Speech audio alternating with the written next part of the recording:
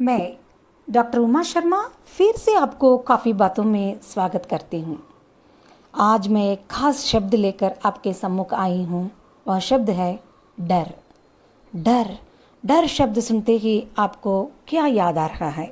ज़्यादातर लोगों का उत्तर यही होगा कि उनको शाहरुख खान और जूही द्वारा अभिनय किया गया सिनेमा याद आ रहा है।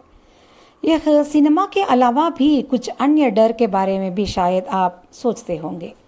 1960 के वैज्ञानिक शोधों से पता चलता है कि हम सब जन्म से ही दो तरह के डर लेकर आते हैं, एक ऊंचाई का डर और दूसरा शोरगुल का डर। अक्सर हमारे बीच में कुछ लोग भूत प्रेतों से डरते भी हैं और टिकट खरीदकर हॉरर मूवी देखना भी पसंद करते हैं।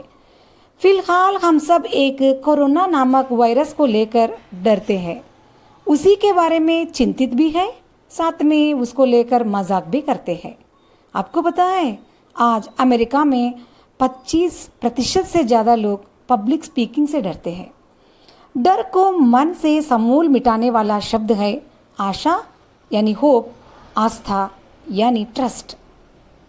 जहाँ आशा और आस्था है वहाँ डर का कोई ठिकाना नहीं रहता। ओरिएंटल कहावतों में कहा गया है, जहाँ दृष्टि यानी विजन और आस्था नहीं होता वहाँ लोगों का विनाश निश्चित है। प्राच्य धारणा इस प्रकार है कि अगर हमारी दृष्टि यानी विजन 1 साल के लिए हो तो हम फूलों का उत्पादन कर सकते हैं। अगर हमारी दृष्टि 10 साल के लिए है तो पेड़ों से फलों की अपेक्षा कर सकते हैं। अगर हम अनंत काल के लिए दृष्टि रखते हैं तो अपना जीवन सुधार सकते हैं, साथ में अनेक लोगों के जीवन भी सुधार सकते हैं। डर का मूल उद्देश्य परिस्थिति से बचना। लॉकडाउन के कारण घर में रहते समय एक प्रकार का डर का अनुभव हम करते आए। धीरे धीरे हमें यह अनुभव हो गया है कि हमें इस कीटाणु के साथ रहना भी सीखना होगा। घर में बुजुर्ग तो शायद आपसे यही कहते होंगे कि आपको आशा और आस्था रखना होगा। आप में से कुछ लोग यह सवाल भी उनसे किए होंगे कि क्या सिर्फ भगवान पर आस्था रखने से यह समस्या खत्म हो जाएगा? हाँ, शायद सिर्फ प्रार्थना से यह समस्या खत्म नहीं होगा, बल्कि प्रार्थना आपके अंदर उस समस्या के प्रति सहनशीलता प्रदान करता है। आशा कोई दवा नहीं है जो बीमारी को प्रतिरोध करने में सहायक करे। आशा को ऐसा टॉनिक कह सकते हैं कि जो कल की अच्छाई का एहसास कराता है। कल को बिना डरते हुए सामना करने का साहस आशा प्रदान करती है। मैं आपको एक घटना सुनाती हूँ। 1980 में कंबोडिया में ऐसी स्थिति थी कि बच्चों को पढ़ने के लिए एक स्कूल नहीं था। एक लड़का इस बात से अत्यंत निराश हो गया था कि वो खूब पढ़ना चाहता था। घर में गरीबी, माँ घर चलाने के लिए काम करती थी। उस लड़के के पिताजी चल बसे थे। माँ ने परिवार पोषणार्थ दूसरी शादी तो कर लिया, मगर वह व्यक्ति परिवार को देखने के बजाय निरंतर नशे में रहता था। ऐसे समय में माँ ने सोचा कि उस लड़के को किसी दूसरे के हाथ में दत्त देना ही उचित होगा।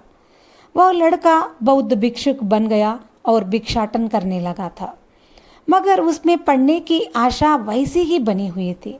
एक बार उस लड़के को मलेरिया हो गया था।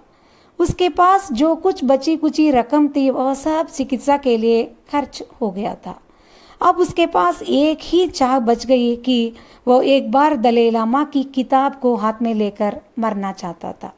वह अपनी माँ को यह स्थिति बताना भी नहीं चाहता कि उसे पता है कि माँ के पास उतने पैसे नहीं रहे कि वह चिकित्सा दिला सके। एक दिन वह भिक्षाटन करने के लिए एक घर गया कि उस घर की मालकिन ने उस बौद्ध भिक्षुक की स्थिति देखकर सारा विषय जान लिया। बस वह स्त्री एक बात कह दिया कि तुम चिंता मत करो, जितना भी पैसा खर्चा होगा मैं तुम्हारे चिकित्सा के लिए दिला दूंगी।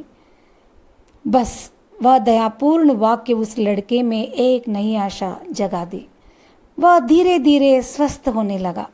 आज वही लड़का यूनाइटेड स्टेट्स में हार्वर्ड यूनिवर्सिटी से 2 डिग्री लेकर हमारे सम्मुख है। आज अनेकों विद्यार्थियों में आशा की ज्योतियों को जलाने का काम कर रहा है। उसका नाम है सोमिंग हॉर्न। उसका नाम आज कंबोडिया में अत्यंत आदर के साथ लिया जाता है। ऐसे अनेक उदाहरणों से जीवन का फार्मूला